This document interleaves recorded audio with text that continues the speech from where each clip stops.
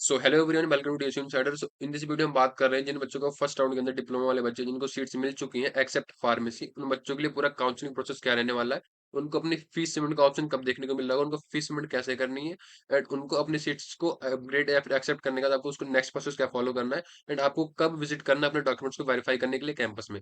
So complete information इस video में देने वाले हैं। सो वीडियो को लाइक कर देना, चैनल को सब्सक्राइब कर देना। तो सबसे पहले बात करते हैं, आपको 23 जुलाई 2025 के अंदर आपको जो रैंक लिस्ट है वो डिक्लेयर कर दी गई थी।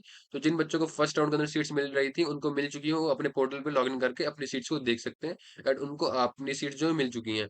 एंड जिन बच्चों को फर्स्ट राउंड के अंदर सीट्स नहीं मिली उनको नेक्स्ट राउंड का वेट करना है। नेक्स्ट राउंड जो होगा आपका, जब फर्स्ट राउंड कंप्लीट हो जाएगा उसे 3 से 4 दिन बाद आपको जो नेक्स्ट राउंड है वो देखने को मिल रहा होगा। तो सबसे पहले बात करते हैं, आपको 23 जुलाई के अंदर आपको जो रैंक लिस्ट है वो डिक्लेयर कर दी गई थी डीएसयू की तरफ से। उसके बाद आपको 24 से 26 जुलाई के बीच में अपने सीट्स को एक्सेप्ट करना है या फिर अपग्रेड कर देना है। मीन्स अगर आप अपनी सीट्स को नहीं एक्सेप्ट करते नहीं अपग्रेड करते हैं, देन आपकी जो सीट्स होगी अकॉर्डिंग जैसे ये डेट खत्म होती है, आपकी जो सीट्स होंगे कैंसिल हो जाएंगे एंड आपको किसी भी राउंड के अंदर आपकी जो एडमिशन होगा या फिर आपको सीट्स अलॉटमेंट जो होगा वो नहीं हो रहा होगा। आपके पास स्पोर्ट राउंड के अंदर चांस होगा कि आपको जो सीट्स मिल सके अगर बचती हैं तो अपनी सीट्स को एक्सेप्ट या फिर upgrade according to your choice अपने एक हिसाब से कर देना। तो आपको जो सीट एक्सेप्टेंस या फिर अपग्रेडेशन का टाइम जो है वो 24 से 26 जुलाई के बीच में ही है। एंड इसको ध्यान से अपने अकॉर्डिंग में टाइम के अकॉर्डिंग में अपनी जो प्रीफरेंस है उसको एक्सेप्ट या फिर अपग्रेड जो भी है कर देना। एंड उसके बाद आपको अपनी फीस पेमेंट का, जो बहुत सारे बच्चों का क्वेश्चन आता है कि हमको फीस पेमेंट का ऑप्शन शो नहीं कर रहा, तो फीस पेमेंट का जो ऑप्शन है आपको 27 से 29 जुलाई तक आपको शो करेगा। मीन्स आपको जो फीस पेमेंट करनी है वो 27 से लेकर 29 जुलाई के बीच में करनी है। आपको केवल 27, 28 और 29 जुलाई का ऑप्शन अवेलेबल है कि आपको उस दिन के अंदर फीस पे कर देनी है। एंड आपको जो फीस पेमेंट करनी है आपको या तो आपका जो जहाँ से आपको सीट एलोकेशन हुआ है वहां पे आपको लॉगिन करके आपको फीस पेमेंट करनी पड़ेगी, या फिर आपने जहाँ से अपना फॉर्म फिल करा था वहां से लॉगिन करके आपको फीस पेमेंट करनी पड़ेगी। तो जैसे ही ऑप्शन अवेलेबल होगा मैं आपको वीडियो शेयर कर दूंगा कि हाँ आपको फीस पेमेंट कैसे करनी है। सो अपडेटेड रहना चैनल पे एंड चैनल को सब्सक्राइब करके रखना। सो अब बात करते हैं आपको फीस पेमेंट कैसे करनी है। तो फीस पेमेंट करने के लिए आपको आ जाना है अपने लॉगिन पोर्टल पे। लाइक या तो आपको जहाँ पे आपको रिजल्ट शो करे थे वहीं पे आपको लॉगिन करके अपनी जो फीस पेमेंट है वो करनी है, या फिर आपको अलग से आपने जहाँ से फॉर्म फिल करा था वहां से लॉगिन करके, लाइक आपने यहाँ पे एडमिशन सेक्शन पे जाके यहाँ पे एडमिशन 2025-26 पे जाके, या फिर आप यहाँ पे क्लिक करते देन यहाँ से आपको लॉगिन करके या तो यहाँ से फीस पेमेंट करनी पड़ेगी, या फिर आपको जहाँ से आपने सीट एलोकेशन शो करा था आपको वहां से लॉगिन करके फीस पेमेंट करनी पड़ेगी। सो अभी के टाइम पे ये मेंशन नहीं है कि हाँ आपको कहाँ से फीस पेमेंट करनी है, तो इसके अकॉर्डिंग आपको वेट करना है।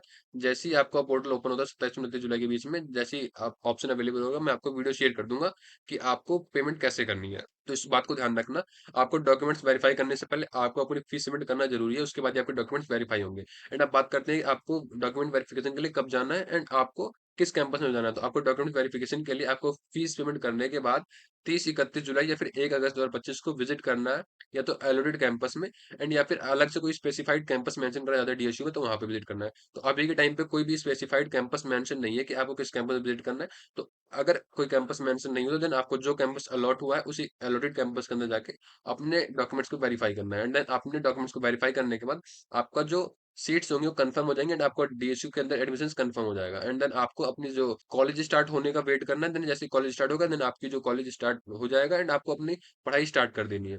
सो आपका पूरा काउंसलिंग प्रोसेस जो है ये रहने वाला है। एंड अब बात करते हैं आपको सीट अलॉटमेंट लेटर कैसे डाउनलोड करना है। तो सीट अलॉटमेंट लेटर डाउनलोड करने के लिए आपको सिंपली अपने सीट एलोकेशन पोर्टल पे आ जाना है। वहाँ पे आपको ईमेल आईडी एंड पासवर्ड का यूज करके अपनी आईडी को लॉगिन कर लेना। लॉगिन करने के बाद आपको कुछ इस प्रकार का इंटरफेस शो कर रखा होगा।